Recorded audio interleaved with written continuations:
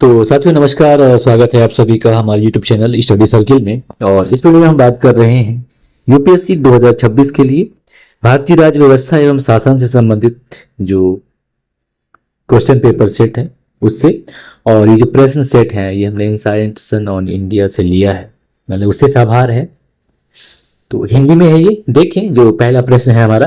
पहला प्रश्न है कि भारतीय संविधान के अनुच्छेद 12 के अंतर्गत राज्य की परिभाषा महत्वपूर्ण है क्योंकि। पहला विकल्प है यह भारत की क्षेत्रीय सीमा निर्धारित करता है।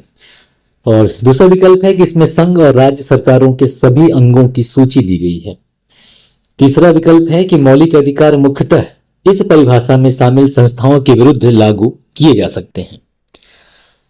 चौथा विकल्प है कि यह नए राज्यों के निर्माण की प्रक्रिया को रेखांकित करता है।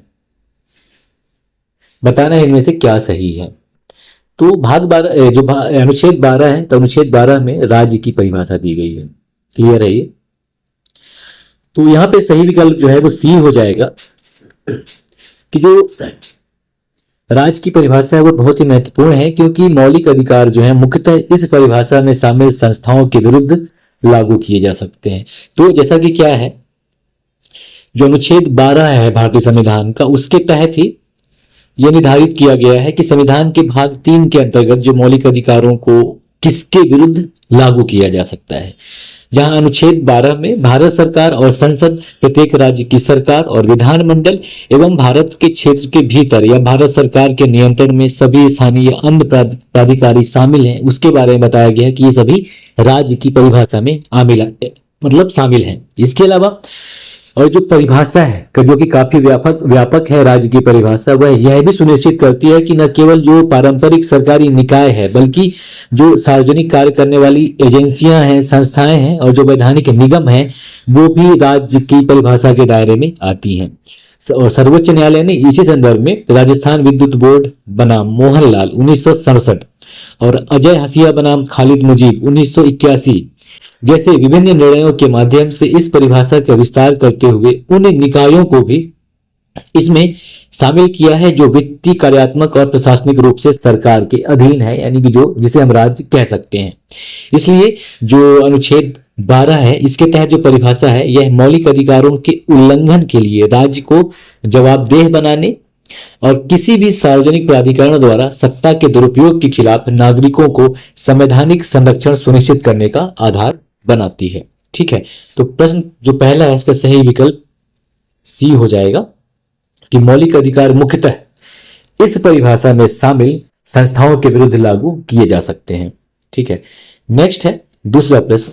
दूसरा प्रश्न है कि भारत में मौलिक अधिकारों यानी कि फंडामेंटल राइट्स और राज्य नीति के निर्देशक सिद्धांत या डीपीएसपी के बीच संबंधों के बारे में निम्नलिखित कथनों पर विचार करें। पहला कथन है कि एफआर या फंडामेंटल राइट्स जो है न्यायोचित हैं जबकि डीपीएसपी गैर न्यायोचित हैं।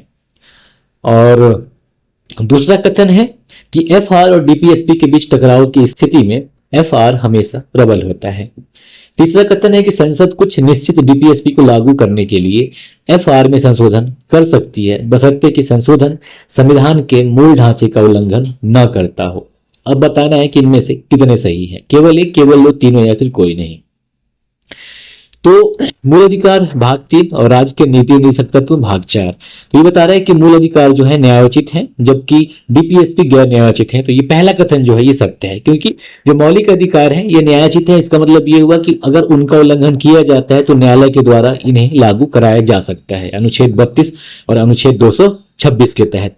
जबकि जो राज्य के नीति निदेशक तत्व हैं या सिद्धांत हैं ये गैर न्यायोचित हैं, यानी कि उनके उल्लंघन पर किसी भी न्यायालय के द्वारा इन्हें लागू नहीं कराया जा सकता। ठीक है, तो पहला कथन जो है सत्य है। दूसरा कथन है कि एफआर और डीपीएसपी के बीच टकराव की स्थिति में एफआर यानी कि फंडामेंटल राइट्स हमेशा प्रबल होता है। तो ये गलत है।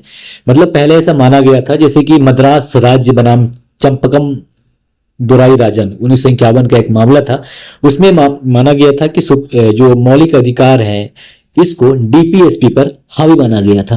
सुप्रीम कोर्ट का रुख फिर इसमें क्या हुआ, बाद में धीरे धीरे सुप्रीम कोर्ट का रुख विकसित हुआ, जैसे केशवानंद भारती और मिनर्वा मिल्स जैसे मामलों के माध्यम से जो स्थापित वर्तमान स्थिति है ये एफआर और डीपीएसपी के बीच सामंजस्य और संतुलन पर जोर देती है। हालांकि जो डीपीएसपी है, जैसे कि पता है कि हमारे देश में शासन करने के लिए मौलिक है, और कुछ डीपीएसपी जो जैसे कि अनुच्छेद 39 बी और सी के तहत को लागू करने वाले कानून को संरक्षित भी किया गया है। हालांकि अब जो 39 बी और सी है, ये मौलिक अधिकार अनुच्छेद 14 और 19 का उल्लंघन करते हैं। न्यायिक समीक्षा के अधीन मूल ढांचे को नष्ट नहीं करता है, इसलिए जो मौलिक अधिकार है हमेशा प्रबल नहीं होते। तो यहां पे ये कहना कि एफआर और डीपीएसपी के बीच टकराव की स्थिति में एफआर हमेशा प्रबल होता है, तो जो हमेशा वर्ड लिख दिया है इसकी वजह से ये गलत है। मतलब सामान्यतः ठीक है मान लिया जाता है, लेकिन अगर हमेशा की बात करें तो हमेशा ऐसा नहीं होता, इसलिए दूसरा कथन जो है वो गलत हो जाएगा। पहला सही है, दूसरा गलत है। और तीसरे की बात है कि संसद कुछ निश्चित डीपीएसपी को लागू करने के लिए एफआर में संशोधन कर सकती है, बशर्ते कि संशोधन संविधान के मूल ढांचे का उल्लंघन ना करता हो। तो ये सत्य बात है। तो पहला और तीसरा सही है, इसलिए सही विकल्प यहाँ पे बी हो जाएगा, है ना। और अगला है प्रश्न नंबर 3। प्रश्न नंबर 3 है कि निम्नलिखित कथनों पर विचार करें। पहला कथन है कि संविधान का अनुच्छेद 32 जो मौलिक अधिकारों के प्रवर्तन के लिए सर्वोच्च न्यायालय में जाने के अधिकार की गारंटी देता है, स्वयं एक मौलिक अधिकार है। दूसरा कथन है कि न्यायिक समीक्षा की शक्ति संविधान के अनुच्छेद 32 में स्पष्ट रूप से उल्लिखित है। अब बताना है कि उपयुक्त कथनों के संबंध में निम्नलिखित में से कौन सा सही है। कथन 1 और कथन 2 दोनों सही हैं, और कथन 2 कथन 1 का सही स्पष्टीकरण है। विकल्प बी है कि कथन 1 और कथन 2 दोनों सही हैं और कथन 2 कथन 1 का सही स्पष्टीकरण नहीं है। विकल्प सी है कि कथन 1 सही है लेकिन कथन 2 गलत है। विकल्प डी है कि कथन 1 गलत है लेकिन कथन 2 सही है। अब बताना यहाँ पे क्या सही है। पहला कथन देखेंगे कि संविधान का अनुच्छेद 32 जो मौलिक अधिकारों के प्रवर्तन के लिए सर्वोच्च न्यायालय में जाने की अधिकार की गारंटी देता है, स्वयं में एक मौलिक अधिकार है। ये कथन सत्य है, बिल्कुल, है ना। क्योंकि जो भाग 3 में अपना अनुच्छेद 32 है, इसका शीर्षक है कि इस भाग द्वारा प्रदत्त अधिकारों के प्रवर्तन हेतु उपाय। और जो अनुच्छेद 32 है ये सर्वोच्च न्यायालय में जाने का अधिकार है, साथ ही साथ ये अपने आप में एक मौलिक अधिकार भी है। पहला कथन सत्य है। दूसरा है कि न्यायिक समीक्षा की शक्ति संविधान के अनुच्छेद 32 में स्पष्ट रूप से उल्लिखित है, तो ऐसा कुछ उल्लिखित नहीं है, गलत है। क्योंकि जो न्यायिक समीक्षा है ये असल में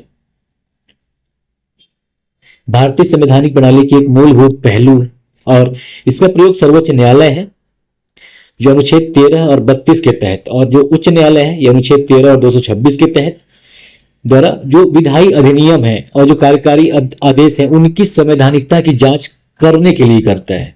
ठीक है, तो इसलिए जो न्यायिक समीक्षा है इस शब्द का स्पष्ट उल्लेख जो है अनुच्छेद 32 में नहीं दिया हुआ है, तो दूसरा कथन जो है गलत है। तो यहाँ पे सही विकल्प हो जाएगा सी की कथन 1 तो सही है लेकिन कथन 2 जो है वो गलत है। ठीक है, तो सही विकल्प सी हो जाएगा। अगला देखेंगे चौथा नंबर प्रश्न। चौथा नंबर प्रश्न है कि बंदी प्रत्यक्षीकरण याचिका के संबंध में निम्नलिखित कथनों पर विचार करें। पहला कथन है यह सार्वजनिक प्राधिकारियों और निजी व्यक्तियों दोनों के विरुद्ध जारी किया जा सकता है। दूसरा कथन है कि यह न्यायालय द्वारा उस व्यक्ति को जारी किया गया आदेश है जिसने किसी अन्य व्यक्ति को हिरासत में लिया है कि वह उस व्यक्ति को सशरीर न्यायालय के समक्ष प्रस्तुत करे। तीसरा कथन है कि यदि हिरासत वैध है और सक्षम न्यायालय द्वारा जारी की गई है तो रिट जारी नहीं की जा सकती। अब बताना कि इनमें से कितने सही हैं। पहला केवल 1, केवल 2, तीनों या फिर कोई नहीं। तो थोड़ी सी अगर बंदी प्रत्यक्षीकरण की बात कर ले तो एक रिट है जो एक लैटिन शब्द है जिसका मतलब होता है किसी व्यक्ति को सशरीर अपने पास रखना, जो कि मनमाने और अवैध हिरासत के विरुद्ध व्यक्तिगत स्वतंत्रता की रक्षा का एक मूलभूत साधन है।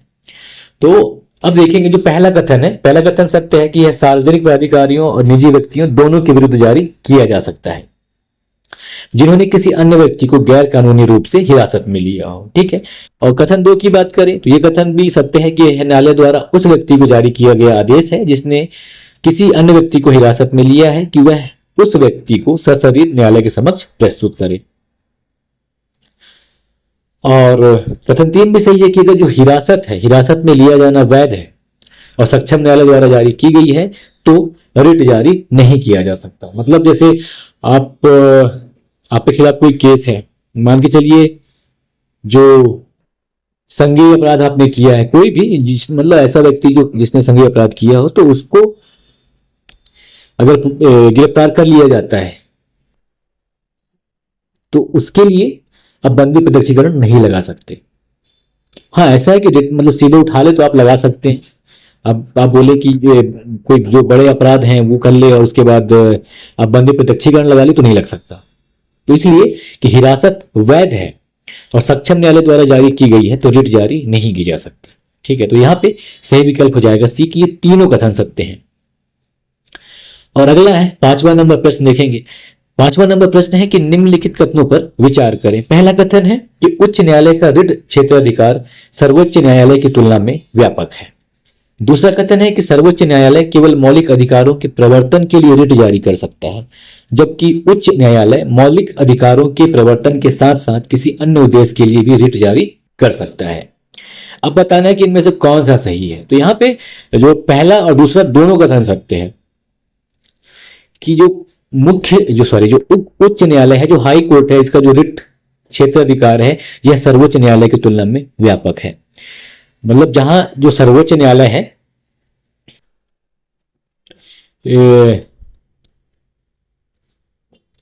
सिर्फ मतलब मौलिक अधिकारों के प्रवर्तन के लिए रिट जारी कर सकता है, लेकिन जो उच्च न्यायालय है ये मतलब जो मौलिक अधिकार है उसके साथ साथ अन्य उद्देश्य के लिए भी रिट जारी कर सकते हैं। मतलब रिट क्षेत्राधिकार के मामले में जो उच्च न्यायालय है इसका जो क्षेत्राधिकार है वह सर्वोच्च न्यायालय की तुलना में अधिक है।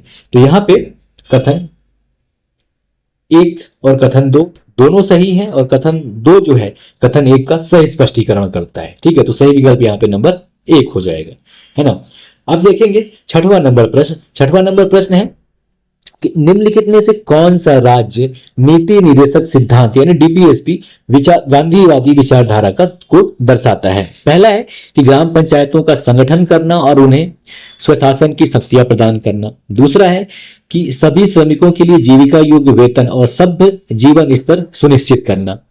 तीसरा है स्वास्थ्य के लिए हानिकारक मादक पेय और दवाओं के सेवन पर प्रतिबंध लगाना। और चौथा है ग्रामीण क्षेत्रों में व्यक्तिगत या सहकारी आधार पर कुटीर उद्योगों को बढ़ावा देना। अब सही विकल्प बताना है इनमें से कौन कौन है। तो जो गांधीवादी विचारधारा है, अगर हम इसकी बात करें जो डीपीएसपी में शामिल है, तो अपने डीपीएसपी को 3 विचारधाराओं में बांटकर देखा जाता है, गांधीवादी, समाजवादी और उदार बौद्धिक सिद्धांत में। तो जो पहला कथन है कि ग्राम पंचायतों का संगठन करना और उन्हें स्वशासन की शक्तियां प्रदान करना, जो कि अनुच्छेद 40 में है। ठीक है, हमारे मौलिक राज्य के नीति निदेशक तत्वों के यानी कि भारतीय संविधान के अनुच्छेद 40 के तहत ही कहा गया है। तो ये जो पहला कथन है ये गांधीवादी सिद्धांत को दर्शाता है, तो ठीक, तो पहला सत्य है। दूसरा है कि सभी श्रमिकों के लिए जीविका योग्य वेतन और सभ्य जीवन स्तर सुनिश्चित करना, तो ये अनुच्छेद 43 से संबंध रखता है और ये समाजवादी सिद्धांत है, तो दूसरा गलत है यहाँ पे। तीसरे की बात करें तो ये अनुच्छेद 47 से संबंधित है कि स्वास्थ्य के लिए हानिकारक मादक पेय और दवाओं के सेवन पर प्रतिबंध लगाना, और यह एक विशिष्ट गांधीवादी सिद्धांत है जो कि सामाजिक सुधार और नैतिक कल्याण पर जोर देने पर आधारित है, तो तीसरा सत्य है। चौथे की बात करें ग्रामीण क्षेत्रों में व्यक्तिगत या सहकारी आधार पर कुटीर उद्योगों को बढ़ावा देना, अनुच्छेद 43 के तहत ही है ये, तो यह भी गांधीवादी आर्थिक विचारधारा के अनुकूल है। तो सही विकल्प हो जाएगा यहाँ पे पहला, तीसरा और चौथा, तो यानी कि बी विकल्प जो है वो सत्य हो जाएगा। ठीक है, अब देखेंगे 7वां नंबर प्रश्न। 7वां नंबर प्रश्न है कि इनमें से कौन सा सिद्धांत निर्देशक सिद्धांतों और मौलिक कर्तव्यों दोनों में पाया जा सकता है। पर्यावरण संरक्षण, स्वतंत्रता के लिए राष्ट्रीय संघर्ष को प्रेरित करने वाले महान आदर्शों को कायम रखना, सद्भाव और भाईचारे की भावना को बढ़ावा देना। अब पूछ रहा है कि जो हमारे मौलिक कर्तव्य हैं यानी कि फंडामेंटल ड्यूटीज और जो डीपीएसपी हैं यानी कि राज्य के नीति निर्देशक सिद्धांत हैं, उनमें ऐसे कौन से सिद्धांत हैं जो कॉमन है। पर्यावरण संरक्षण, तो पर्यावरण संरक्षण जो है ये दोनों के लिए कॉमन है। बाकी जो स्वतंत्रता के लिए राष्ट्रीय संघर्ष को प्रेरित करने वाले महान आदर्शों को कायम रखना ये हमारा मूल कर्तव्य है। सद्भाव और भाईचारे की भावना को बढ़ावा देना हमारे कर्तव्य में शामिल आता है। तो यहाँ पे सही विकल्प ए हो जाएगा, केवल एक पर्यावरण संरक्षण, है ना। जो अनुच्छेद 51A है उसके तहत लगभग 11 मौलिक कर्तव्य शामिल हैं। पहला, संविधान का पालन करना और उसके आदर्शों और संस्थाओं, राष्ट्रीय ध्वज और राष्ट्रगान का सम्मान करना पहला। दूसरा है कि स्वतंत्रता के लिए जो राष्ट्रीय संघर्ष को प्रेरित करने वाले महान आदर्शों को संजोए रखना और उनका पालन करना। तीसरा है इसी में भारत की संप्रभुता, एकता और अखंडता को बनाए रखना और उसकी रक्षा करना। अगला है इसमें देश की रक्षा करना तथा आह्वान किए जाने पर राष्ट्रीय सेवा प्रदान करना। अगला है इसमें भारत के सभी लोगों के बीच धार्मिक, भाषाई और क्षेत्रीय या वर्गीय विविधताओं से ऊपर उठकर समरसता और समान भाईचारे की भावना को बढ़ावा देना तथा महिलाओं की गरिमा के विरुद्ध अपमानजनक प्रथाओं का त्याग करना। साथ ही साथ इसमें यह भी है कि देश की मिश्रित संस्कृति की समृद्ध विरासत को महत्व देना और संरक्षित करना।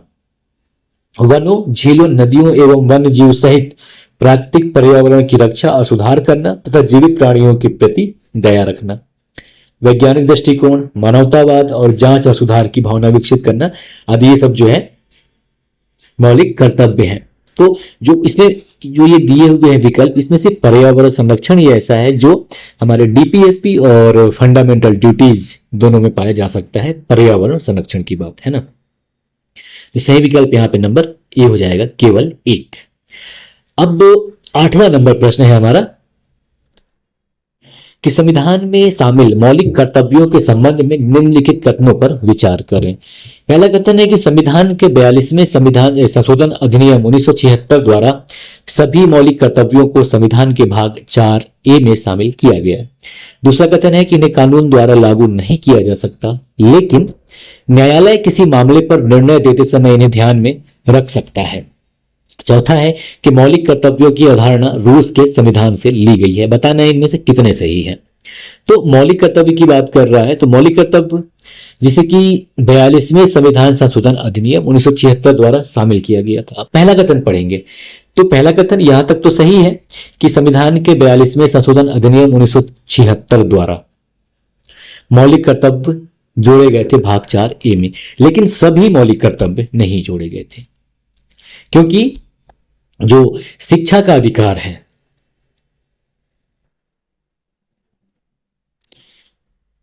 उसे 86 संविधान संशोधन अधिनियम 2002 में 11वें मौलिक कर्तव्य के रूप में जोड़ा गया था। ठीक है, तो जो सभी मौलिक कर्तव्य है इसलिए इसकी वजह से ये गलत हो जा रहा है पहला कथन। ठीक है, दूसरा है इन्हें कानून द्वारा लागू नहीं किया जा सकता। हाँ, लेकिन यह है कि कोई भी अदालत किसी मामले पर निर्णय देते समय इन्हें ध्यान में रख सकती है, तो दूसरा कथन जो है सत्य है। तीसरा कथन है कि मौलिक कर्तव्य की अवधारणा रूस के संविधान से ली गई है, तो यह भी सत्य है। तो सही विकल्प यहां पे हो जाएगा 2 और 3 सही है, इसलिए सही विकल्प बी, केवल 2 कथन इसमें सही है। अब देखेंगे प्रश्न नंबर 9। प्रश्न नंबर 9 है हमारा कि निम्नलिखित कथनों पर विचार करें। पहला कथन है कि भारतीय कानूनी प्रणाली के तहत निष्पक्ष व्यवहार सुनिश्चित करने के लिए समाज के कमजोर वर्गों के लिए न्याय तक पहुंच एक संवैधानिक अधिदेश है। दूसरा कथन है कि समान न्याय और निःशुल्क कानूनी सहायता भारतीय संविधान के अंतर्गत राज्य के नीति निर्देशक सिद्धांतों में से एक है। और तीसरा कथन है कि विधिक सेवा प्राधिकरण अधिनियम 1987 को संसद द्वारा औपचारिक न्यायिक प्रणाली के बाहर लोक अदालतों के आयोजन के लिए अधिनियमित किया गया था, ताकि अधिकाधिक मामलों की समस्याओं का समाधान किए जा सके। बताना है इनमें से कितने गलत हैं, केवल 1, केवल 2, तीनों या फिर कोई नहीं।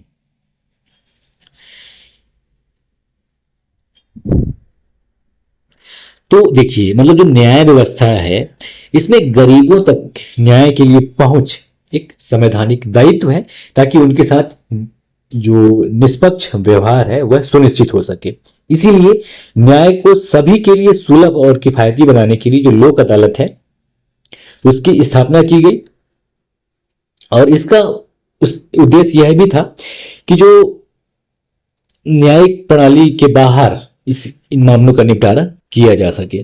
तो जब 1976 में 42वां संविधान संशोधन हुआ तो समान न्याय और निःशुल्क कानूनी सहायता सुनिश्चित करने के लिए अनुच्छेद 39A जोड़ा गया था।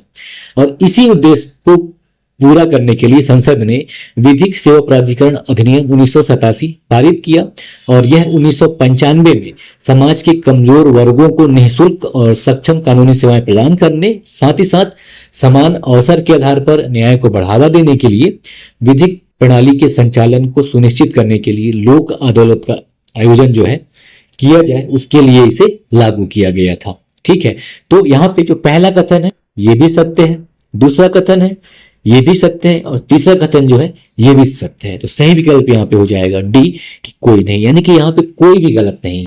ठीक है, तो सही विकल्प डी। अब अगला देखेंगे 10वां नंबर प्रश्न। प्रश्न नंबर 10 है कि हमारी न्याय व्यवस्था में प्रश्न नंबर 10 है कि निम्नलिखित कथनों पर विचार करें। राज्य के नीति निर्देशक सिद्धांत यानी कि डीपीएसपी में कहा गया है कि राज्य अपनी आर्थिक क्षमताओं की सीमाओं के भीतर काम करने, शिक्षा प्राप्त करने और वृद्धावस्था, बीमारी और विकलांगता के मामलों में सार्वजनिक सहायता प्राप्त करने के अधिकार को सुरक्षित करने के लिए प्रभावी प्रावधान करेगा। दूसरा कथन है विकलांगों और बेरोजगारों की राहत का विषय संविधान की 7वीं अनुसूची की राज्य सूची में निर्दिष्ट है। और तीसरा कथन है कि भारतीय सांकेतिक भाषा ISL यानी कि इंडियन साइन लैंग्वेज को आधिकारिक भाषा के रूप में मान्यता प्राप्त है। अब बताना है कि इनमें से कितने सही हैं, केवल एक, केवल दो, तीनों या फिर कोई नहीं। तो जो पहला कथन है कि राज्य के नीति निर्देशक सिद्धांत में यह कहा गया है कि जो राज्य है अपनी आर्थिक क्षमता की सीमाओं के भीतर काम करने और मतलब शिक्षा प्राप्त करने व्यक्तियों के लिए और जो वृद्ध हैं उनके लिए, साथ ही साथ बीमारी और विकलांगता के मामलों में सार्वजनिक सहायता प्राप्त करने के अधिकार को सुरक्षित करने के लिए प्रभावी प्रावधान करेगा। तो ये कथन सत्य है, क्योंकि बहुत सारे जो लोक कल्याण योजनाएं चलाई जा रही हैं इसी के मद्देनजर चलाई जा रही हैं।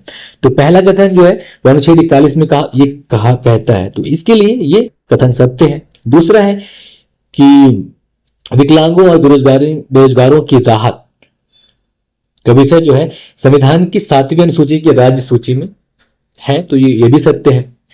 और तीसरा कथन है कि भारतीय सांकेतिक भाषा को आधिकारिक भाषा के रूप में मान्यता प्राप्त, तो ये गलत है, क्योंकि जो भारतीय सांकेतिक भाषा यानी कि इंडियन साइन लैंग्वेज, इसे आधिकारिक भाषा के रूप में मान्यता प्राप्त नहीं है। हालांकि सामाजिक न्याय मंत्रालय के द्वारा वर्ष 2015 में भारतीय सांकेतिक भाषा अनुसंधान एवं प्रशिक्षण केंद्र की आधिकारिक तौर पर स्थापना तो की है, लेकिन ISL को या भारतीय सांकेतिक भाषा को अभी तक आधिकारिक भाषा के रूप में मान्यता नहीं मिली है। ठीक है, तो यहाँ पे पहला और दूसरा सही है, तीसरा गलत है, इसलिए सही विकल्प हो जाएगा बी, केवल 2, है ना।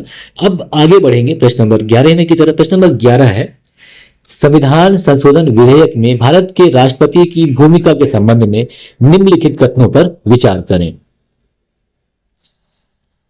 पहला कथन है कि संविधान संशोधन विधेयक राष्ट्रपति की पूर्व सिफारिश के बिना संसद के किसी भी सदन में पेश किया जा सकता है। दूसरा कथन है कि विधेयक के दोनों सदनों द्वारा पारित हो जाने के बाद राष्ट्रपति विधेयक को संसद के पुनर्विचार के लिए लौटा सकते हैं। तीसरा कथन है कि 24वें संविधान संशोधन अधिनियम 1971 के तहत राष्ट्रपति के लिए संविधान संशोधन विधेयक पर अपनी सहमति देना अनिवार्य कर दिया गया। कितने सही हैं? तो एक चीज यहाँ पे मतलब सिंपल कि अगर 24वां संविधान संशोधन 1971 के तहत ऐसा किया गया होगा तो दूसरा कथन जो है वो गलत हो जाएगा, और अगर ऐसा नहीं हुआ होगा तो दूसरा कथन सत्य होगा। तो इन दोनों में से एक गलत हो जाएगा, ये सिंपल लॉजिक है। लेकिन जब संविधान संशोधन अधिनियम की अगर हम बात करें तो संविधान संशोधन जो है ये जब इनको पेश किया जाता है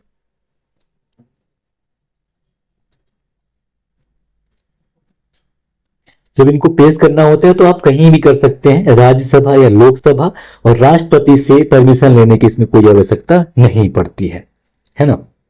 तो संविधान संशोधन का जो पहला कथन है कि सत्य हो जाएगा, क्योंकि संविधान में संशोधन करना है तो जब आपको राष्ट्रपति से परमिशन लेने के लिए कोई आवश्यकता नहीं है, और जिस सदन में चाहें आप बिल को पेश कर सकते हैं, या तो लोकसभा में करें या फिर राज्यसभा में। सिर्फ धन विधेयक के मामलों में जब कोई संशोधन करना होता है कुछ या फिर कुछ ऐसा करना पड़ता धन विधेयक के लिए, तो राष्ट्रपति से परमिशन लेना पड़ता है, लेकिन संविधान संशोधन के मामले में सब कुछ नहीं है। तो पहला कथन जो है वो सत्य है, और कथन दूसरा जो है ये गलत है, क्योंकि ये जो भारत के राष्ट्रपति होते हैं इनके पास जो साधारण विधेयक होते हैं उन पर वीटो की शक्तियां होती हैं, यह निलंबन वीटो कहा जाता है। मतलब जिनमें एक निलंबन वीटो की शक्ति भी शामिल है, और जो उनको मतलब ऐसा करता है कि जो कोई भी विधेयक है वो संसद को पुनर्विचार के लिए लौटा सकते हैं। लेकिन जो जब संविधान संशोधन का मामला हो तब उनको वो ऐसा नहीं कर सकते। मतलब यह है कि जब राष्ट्रपति संविधान संशोधन विधेयक को दोनों सदनों द्वारा विधिवत पारित कर दिया जाता है तो उसको अपनी स्वीकृति देनी ही होती है। तो इसलिए यहां पे लेकिन जो कथन 2 है वो गलत होगा। इसलिए गलत होगा क्योंकि यहां पे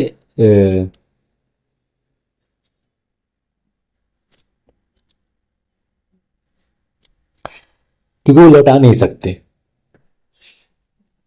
जब मतलब वीटो शक्ति तो है, लेकिन अगर सामान्य है यानी कि संविधान संशोधन के अलावा कुछ और हो,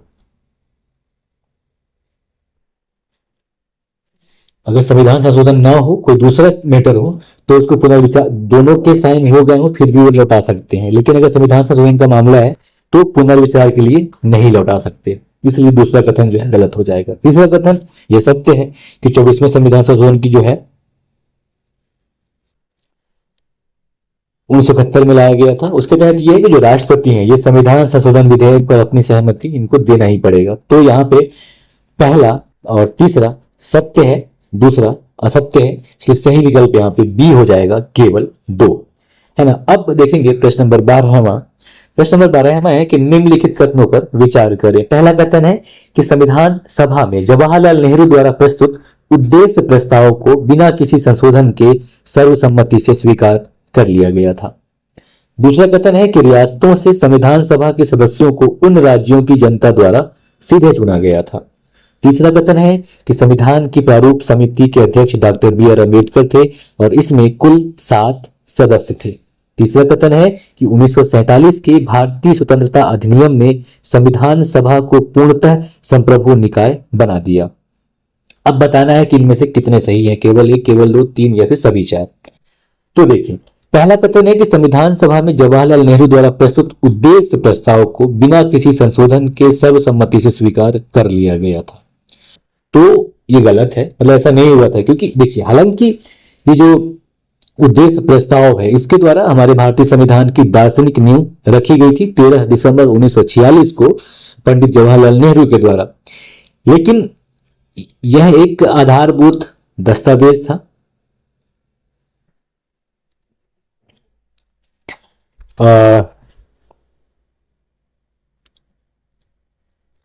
मतलब इससे संशोधन के बिना मतलब इसमें संशोधन थोड़ा सा किया गया था, मतलब बिना किसी संशोधन के सर्वसम्मति से स्वीकार कर लिया गया था। तो मतलब इसमें क्या है,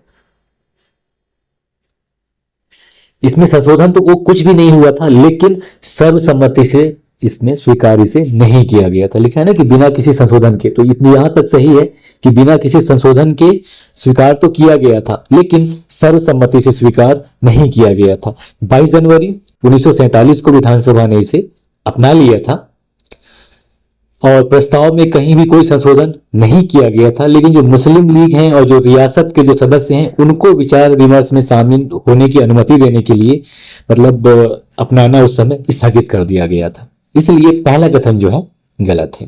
ठीक है।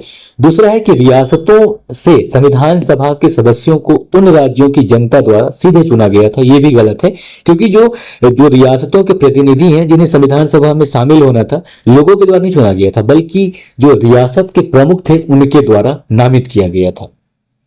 तो इस प्रकार जो हमारी विधानसभा थी पहली, वह आंशिक रूप से निर्वाचित और आंशिक रूप से नामित निकाय थी। तो दूसरा कथन भी गलत है। तीसरा कथन सत्य है कि संविधान की प्रारूप समिति के अध्यक्ष डॉक्टर बी आर अम्बेडकर थे और इसमें कुल 7 सदस्य थे। इसकी स्थापना जो है 29 अगस्त 1947 को की गई थी प्रारूप समिति की, और कुल 7 सदस्य थे। तो तीसरा कथन जो है सत्य है। और जो चौथा कथन है कि 1947 के भारतीय स्वतंत्रता अधिनियम ने संविधान सभा को पूर्णतः संप्रभु निकाय बना दिया, ये सत्य है। क्योंकि जब 1947 का जो भारतीय स्वतंत्रता अधिनियम था उसने ब्रिटिश शासन को समाप्त कर दिया और भारत को एक स्वतंत्र और संप्रभु राज्य घोषित कर दिया।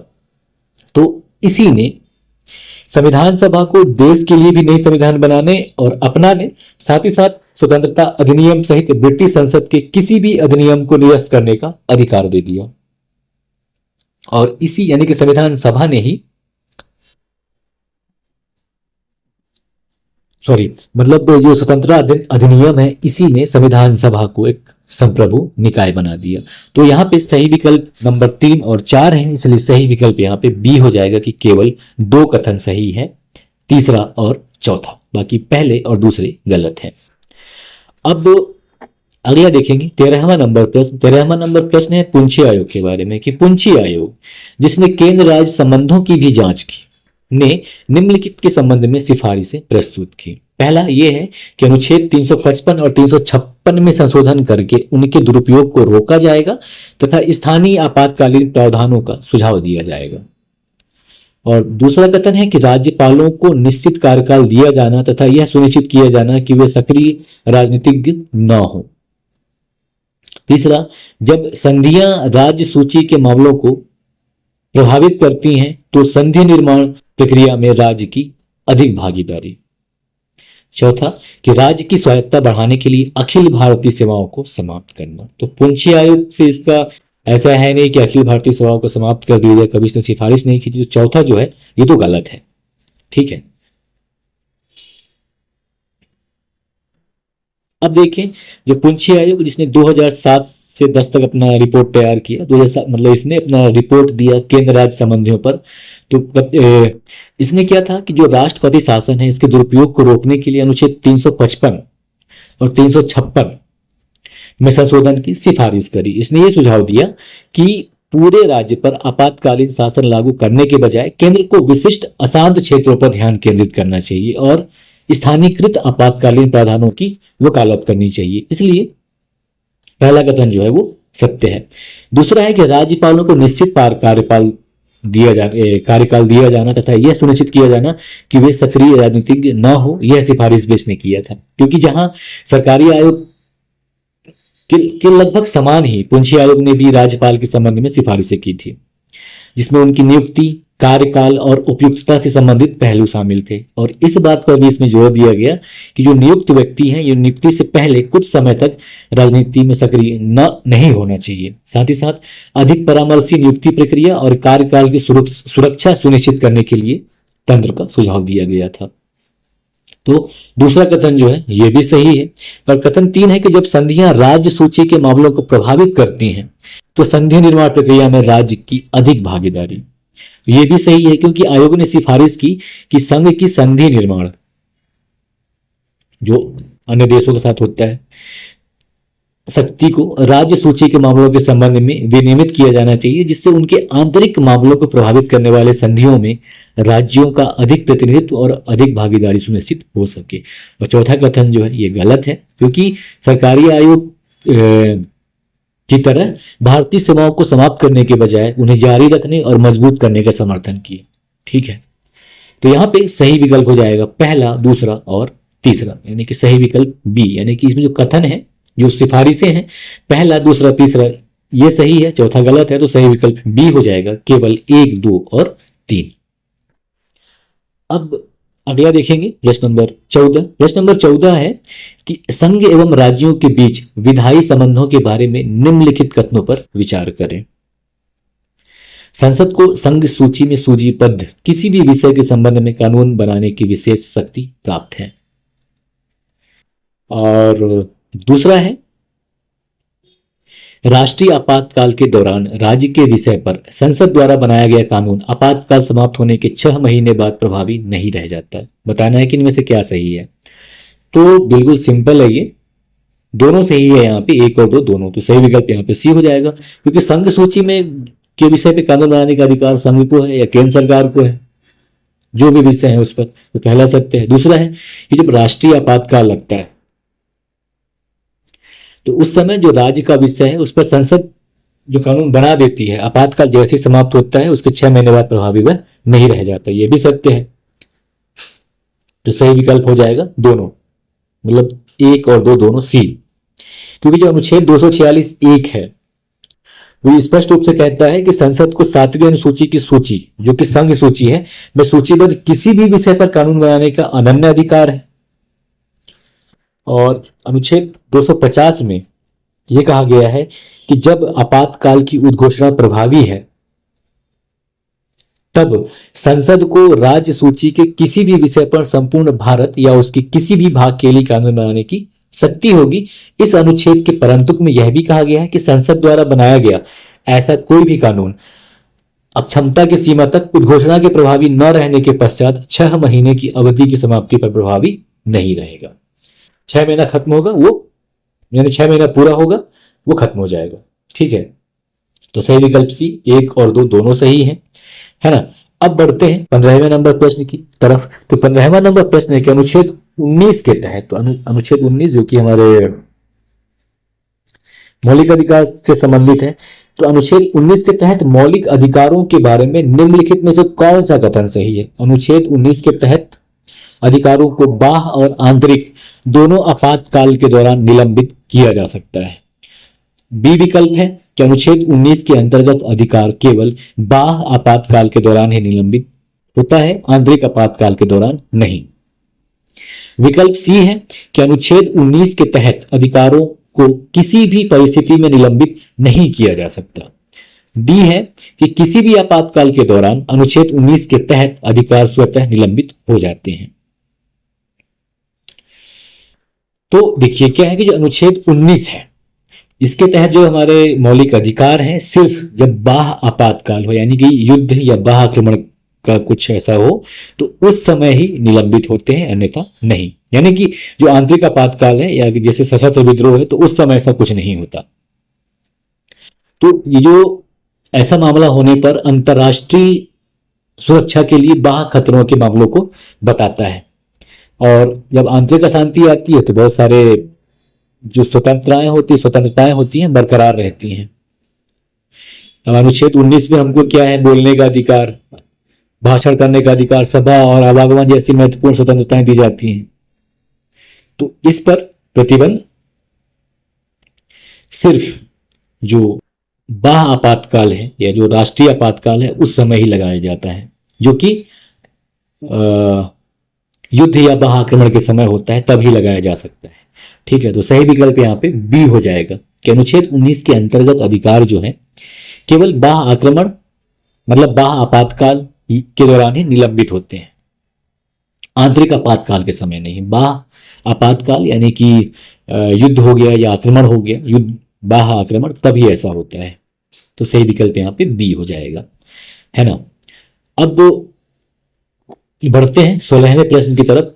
प्रश्न नंबर 16वां है कि निम्नलिखित में से कौन सा कथन भारत के प्रधानमंत्री और राष्ट्रपति के बीच संबंधों का सबसे सही वर्णन करता है। ए, प्रधानमंत्री राष्ट्रीय महत्व के सभी मामलों पर राष्ट्रपति की सलाह मानने के लिए बाध्य है। बी, राष्ट्रपति लोकसभा में बहुमत के समर्थन की परवाह किए बिना अपने विवेक के आधार पर प्रधानमंत्री की नियुक्ति करता है। सी, प्रधानमंत्री मंत्रिपरिषद और राष्ट्रपति के बीच संचार का प्रमुख माध्यम है। डी, राष्ट्रपति किसी भी समय बिना कोई कारण बताए प्रधानमंत्री को पद से हटा सकता है। तो क्या है यहाँ पे, तो सही विकल्प यहाँ पे सी हो जाएगा कि प्रधानमंत्री जो है ये मंत्रिपरिषद और राष्ट्रपति के बीच संचार का प्रमुख माध्यम है इन विकल्पों में से।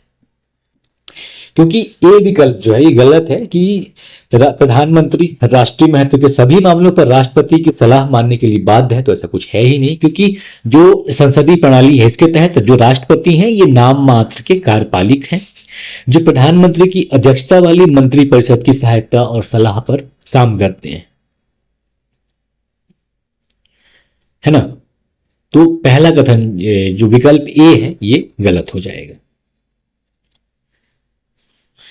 तो प्रधानमंत्री जो है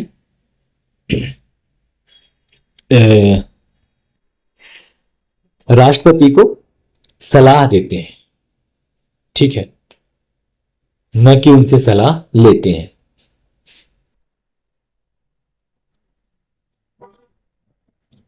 और कथन बी जो है कि राष्ट्रपति लोकसभा में बहुमत के समर्थन की परवाह किए बिना अपने विवेक के आधार पर प्रधानमंत्री की नियुक्ति करता है। तो ये भी गलत है, ऐसा नहीं है, क्योंकि प्रधानमंत्री की नियुक्ति में राष्ट्रपति का विवेकाधिकार जो है संवैधानिक परंपरा के द्वारा बहुत ही ज्यादा यानी कि अत्यधिक सीमित है, यानी कि उनके पास ज्यादा विकल्प नहीं होते इस चीज को लेकर। राष्ट्रपति के पास जो राष्ट्रपति होते हैं ये लोकसभा में बहुमत प्राप्त दल के जो नेता हैं उनको प्रधानमंत्री नियुक्त करने के लिए बाध्य होते हैं 74 के तहत, धारा अनुच्छेद 74 के तहत। और बात अगर विवेकाधिकार की आती है तो विवेकाधिकार उस स्थिति में होता है जब किसी भी एक दल या गठबंधन को स्पष्ट रूप से बहुमत न हो। तब भी ऐसा है कि जो राष्ट्रपति अपने विवेकाधिकार का प्रयोग करते हैं तो किसी ऐसे व्यक्ति को खोजने के उद्देश्य से करते हैं जो सदन में अपना बहुमत सिद्ध कर सके। तो दूसरा कथन जो है ये भी गलत है, सी सही है। अनुच्छेद 78A जो है ये बताता है कि प्रधानमंत्री के कर्तव्य की जो प्रत्यक्ष अभिव्यक्ति है वो ये बताता है। 78A में स्पष्ट रूप से कहा गया है कि प्रधानमंत्री का कर्तव्य होगा कि वह संघ के प्रशासन और विधान प्रस्तावों से संबंधित मंत्रिपरिषद के सभी निर्णयों से राष्ट्रपति को अवगत कराएं। तो सी विकल्प सही हो जाएगा। डी जो है ये भी गलत है कि राष्ट्रपति किसी भी समय बिना कोई कारण बताए प्रधानमंत्री को पद से हटा सकता है, तो ऐसा नहीं है। 75(2) के तहत करता है कि जो प्रधानमंत्री है राष्ट्रपति की इच्छा पर्यंत पद धारण करता है, 75(2) में कहा गया है। लेकिन इसका मतलब ये नहीं है कि मनमाना है, बल्कि संवैधानिक परंपरा है कि राष्ट्रपति की इच्छा जो है प्रधानमंत्री की लोकसभा में बहुमत के समर्थन के साथ समाप्त होती है। राष्ट्रपति जो है प्रधानमंत्री को तभी बर्खास्त कर सकते हैं जब प्रधानमंत्री लोकसभा में अपना विश्वास खो दे और इस्तीफा देने से इनकार कर दे, उस कंडीशन में। तो यहां पे जो सही विकल्प है वो सी हो जाएगा कि प्रधानमंत्री मंत्रिपरिषद और राष्ट्रपति के बीच संचार का प्रमुख माध्यम है। ठीक, सही विकल्प यहाँ पे सी हो गया, है ना। अब देखेंगे अगला 17वां नंबर प्रश्न, जो कि ये है कि निम्नलिखित में से कौन सी परिस्थिति में भारत के राष्ट्रपति को मंत्रिपरिषद की सहायता और सलाह के बिना अपने विवेक से कार्य करना आवश्यक होगा। आ गया ना प्रश्न यहाँ पे। जब लोकसभा में किसी भी एक पार्टी को स्पष्ट बहुमत न हो तो प्रधानमंत्री की नियुक्ति करना। दूसरा कि उस मंत्रिपरिषद को बर्खास्त करना जिसने लोकसभा का विश्वास खो दिया है लेकिन इस्तीफा देने से इनकार कर दिया है। तीसरा है कि यदि मंत्रिपरिषद अपना बहुमत खो दे तो लोकसभा का विघटन। तो यहां पे क्या है, तीनों कथन सकते हैं। अभी यही थोड़ा देर पहले पढ़ा है कि परिस्थिति जन्य विवेकाधिकार जो है सही विकल्प यही है। जो पहला कथन है ये परिस्थिति जन्य विवेकाधिकार का बहुत सही उदाहरण है कि जब लोकसभा में किसी भी एक पार्टी को स्पष्ट बहुमत न मिले तो प्रधानमंत्री की नियुक्ति करते समय जो राष्ट्रपति हैं अपने विवेकाधिकार का प्रयोग करेंगे। तो पहला कथन यहां पे सत्य है। दूसरा जो है कि यदि लोकसभा में अविश्वास प्रस्ताव जो है मंत्रिपरिषद हार जाती है तो संवैधानिक रूप से त्याग पत्र देने के लिए बाध्य होती है। लेकिन अगर ऐसा है कि प्रधानमंत्री जो है या मंत्रिपरिषद जो है इस्तीफा देने से इनकार करती है तो राष्ट्रपति उसके सलाह से बाध्य नहीं है और मंत्रिपरिषद को बर्खास्त करने के लिए अपने विवेकाधिकार का प्रयोग कर सकता है और संसदीय लोकतंत्र को बनाए रखने के लिए यह आवश्यक भी है। ठीक है, तो ये भी सत्य है। तीसरा है कि यदि मंत्रिपरिषद अपना बहुमत खो दे तो लोकसभा का विघटन करना, यह भी सत्य है। तो यदि ऐसा हो कि जो सत्तारूढ़ दल है या जो गठबंधन है लोकसभा में जब अपना बहुमत खो देता है तो जो मंत्रिपरिषद है राष्ट्रपति को सदन भंग करने और नए चुनाव कराने की सलाह दे सकती है। ऐसी स्थिति में राष्ट्रपति स्वतः ही इस सलाह से बाध्य नहीं होता, वह सदन को भंग किए बिना वैकल्पिक सरकार बनाने की संभावना तलाशने के लिए अपने विवेकाधिकार का प्रयोग कर सकता है।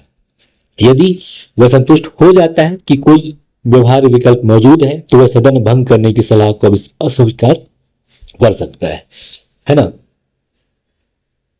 कि मतलब लोकसभा का विघटन करना है या नहीं करना है, क्योंकि अगर ऐसा हुआ कि कुछ दल इस तरह सुलह चले गए या फिर कुछ पार्टी में वो हुआ दूसरा गठबंधन बन गया तो उस हिसाब से जो है राष्ट्रपति जो है लोकसभा का विघटन करना है या नहीं करना है, अपने विवेकाधिकार का प्रयोग कर सकते हैं। ठीक है, तो सही विकल्प यहाँ पे डी हो जाएगा, ये तीनों कथन सत्य हैं। अगला है 18वां नंबर प्रश्न कि निम्नलिखित कथनों पर विचार करें। पहला है कि भारत के राष्ट्रपति का चुनाव एकल संक्रमणीय मत के माध्यम से अनुपातिक प्रतिनिधित्व प्रणाली द्वारा किया जाता है। दूसरा कथन है कि एकल संक्रमणीय मत प्रणाली के माध्यम से अनुपातिक प्रतिनिधित्व यह सुनिश्चित करता है कि सफल उम्मीदवार को पूर्ण बहुमत से चुना जाए, जो संघ के प्रमुख के लिए उपयुक्त व्यापक समर्थन को दर्शाता है। बताना है कि इनमें से, इन कथनों में से कौन सा सही है। विकल्प ए है कि कथन 1 और कथन 2 दोनों सही हैं, और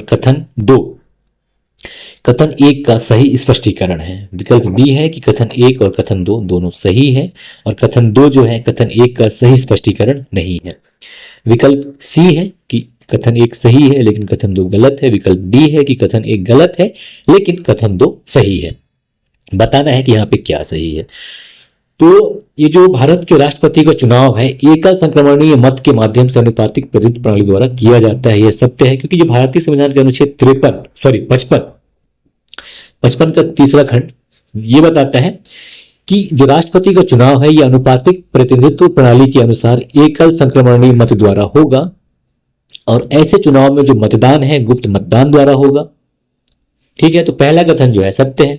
दूसरे कथन की बात करें तो दूसरा कथन जो है यह भी सत्य है कि एकल संक्रमणीय मत प्रणाली के माध्यम से अनुपातिक प्रतिनिधित्व यह सुनिश्चित करता है कि जो सफल उम्मीदवार हैं उनको पूर्ण बहुमत से चुना जाए।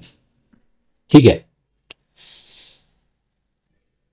मतलब जो अनुपातिक प्रतिनिधित्व प्रणाली है इसको अपनाने का प्राथमिक उद्देश्य यह सुनिश्चित करना है कि जो जीतने वाला उम्मीदवार है यह कुल वैध मतों का पूर्ण बहुमत हासिल करे, न कि केवल लोकसभा चुनावों के लिए जो इस्तेमाल की जाने वाली फर्स्ट पास्ट द पोस्ट की तरह एक साधारण बहुलता मिल जाए उसको।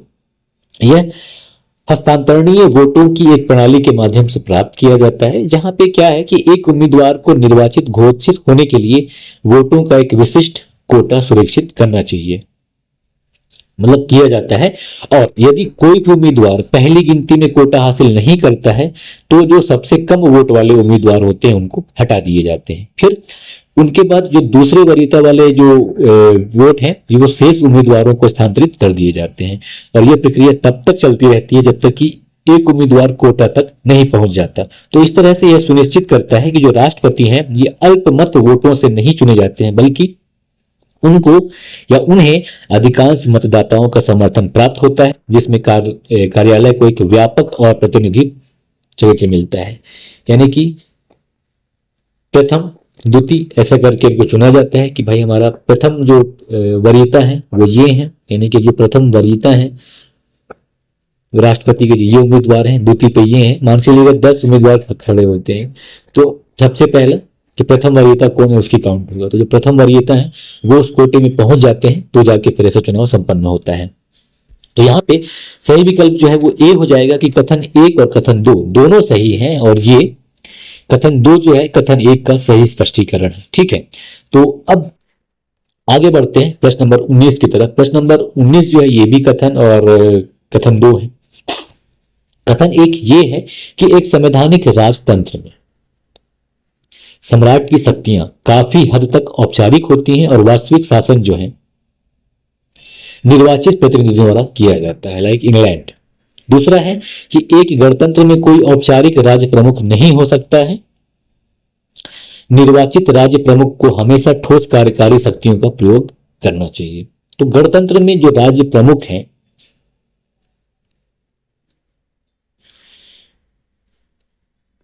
कोई औपचारिक राज्य प्रमुख नहीं हो सकता है, गलत है।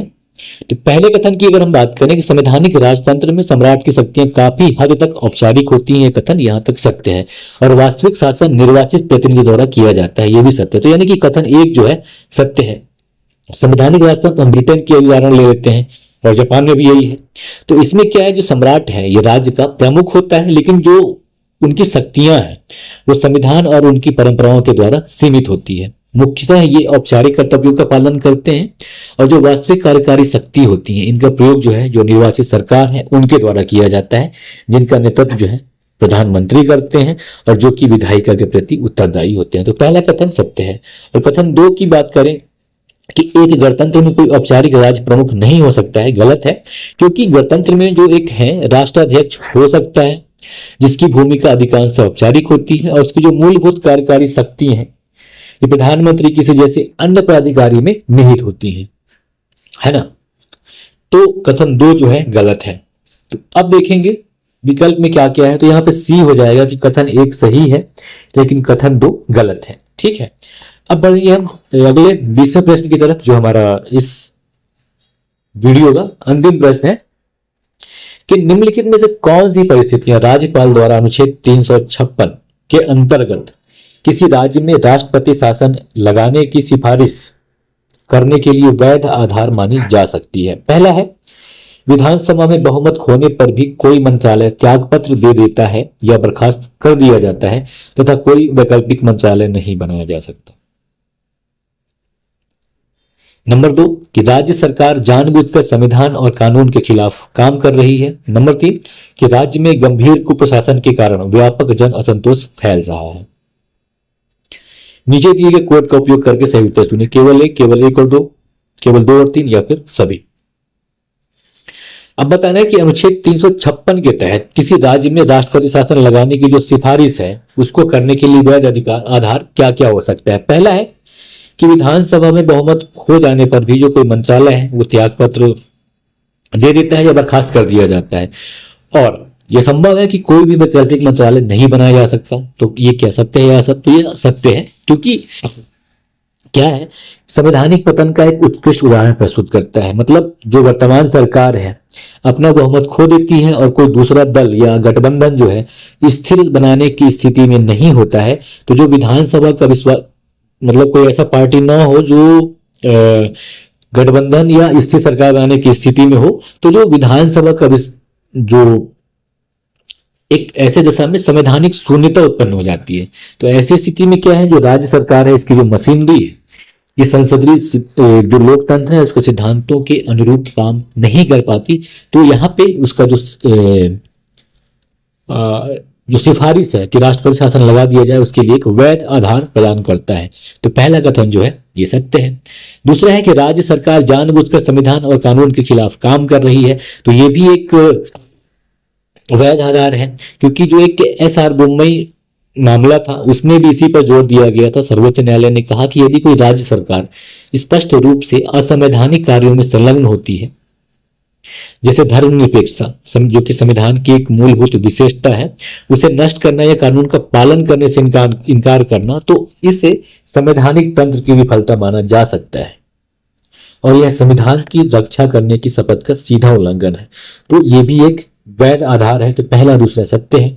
तीसरा कि गंभीर कुप्रशासन के कारण व्यापक जन असंतोष फैल रहा है, तो ये अपने आप में एक आधार, मतलब मान्य आधार नहीं है ना। मतलब SR मुंबई में सुप्रीम कोर्ट ने यह भी कहा था कि जो कुप्रशासन है, भ्रष्टाचार या जो वित्तीय मतलब अनियमितताएं हैं, ये राष्ट्रपति शासन लागू करने के लिए पर्याप्त आधार नहीं है, बल्कि जो ये मुद्दे हैं इनका जो समाधान है वो अन्य माध्यमों के द्वारा किया जाना चाहिए, है ना। तो जो अनुच्छेद 356 है असल में ये संवैधानिक तंत्र की विफलता के लिए एक असाधारण उपाय है, न कि जो खराब शासन है उसको सुधारने का एक साधन। तो जो तीसरा विकल्प है वो यानी गलत है। तो सही हो जाएगा यहाँ पे बी, केवल 1 और 2, यानी कि जो राष्ट्रपति शासन लगाया जाता है अनुच्छेद 356 के तहत सिफारिश, उसके लिए जो वैध आधार है, वो वैध परिस्थिति है, वो पहला और दूसरा है। ठीक है, तो इस वीडियो में बस इतना ही, और बस तैयार आप करते रहिए अपने आप को। नमस्कार, जय हिंद। बाकी अगली वीडियो में